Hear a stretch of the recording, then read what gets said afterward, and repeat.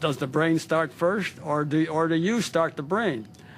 Because the traditional way of looking at voluntary action or free will is that you want to do something and you tell the brain to get going. The results of his work have been debated for years. Benjamin Libet may now have retired from the fray, but others are continuing his work. We all have this very strong belief that we have conscious free will. And it's a central part of our idea of ourselves as individuals that we can want to do something, we can have an intention to do something, and then we can do it. We can make our intention drive our actions.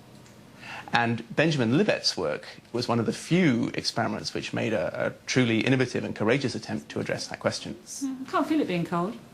Patrick Haggard's team are going to measure my brain activity in the run-up to a conscious decision, with electrodes placed on my scalp. Okay, Susan, you're all wired up and ready to go. Absolutely. We're going to record from your left motor cortex, your right motor cortex, and from the midline. I want you to watch the clock hand, which is rotating in this small clock in the center of the screen. And then, at any time that you choose, when you intend and will to, I want you to press either this key or this key. As the urge takes you. Fine, okay. And then the computer will prompt you to type in the position of the clock hand at which you first felt the conscious will to press the button. Good. Any questions? No. Off we go. It's very funny waiting for the urge, isn't it? So watching the clock, I record the exact time that I make the decision to act, while the electrodes on my head monitor the activity in my brain leading up to this decision.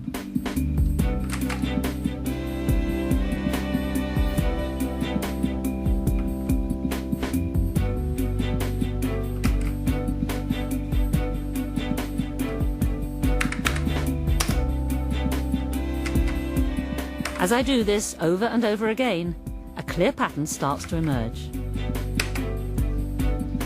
So here are our results, which contain the same basic effect as Libet originally found. The average time of the intention to move was where this arrow is here, and you can see that the motor areas of the brain have begun to build up electrical activity in preparation for this willed action 2,000 milliseconds at least before the action actually occurs.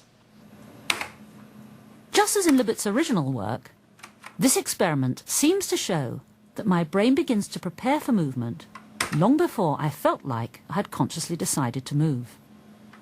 So did I have any real choice about when I moved? Could the feeling of having made a decision just be an illusion?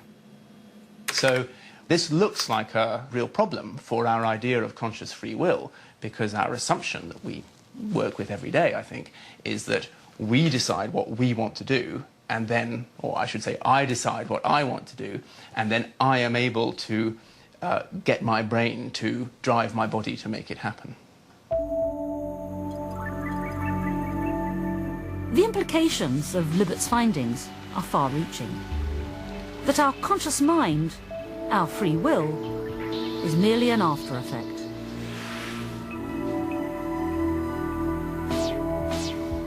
The actions and decisions we take every day, which feel like instant conscious choices, are actually the result of slowly emerging subconscious processes in the brain.